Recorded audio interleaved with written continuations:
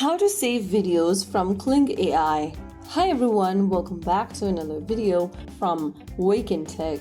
If you are using Kling AI and want to save your generated videos to your devices, or you want to download any videos that you see on your device, then first of all, open up the Kling AI app or visit the Kling AI website and sign into your account. After you're signed in, go ahead and find the video you want to download. You can go ahead and select any video. After you find the video you want to download, go to the bottom right corner and tap on this share button, and in the pop-up click on download.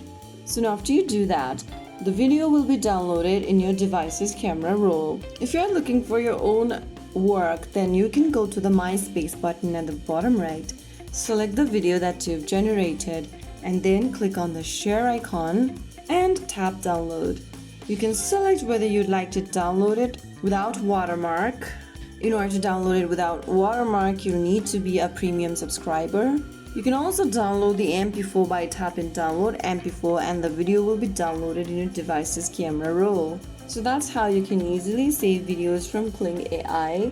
If you found the video helpful, don't forget to like, share, and subscribe to our channel. I will see you again in the next video.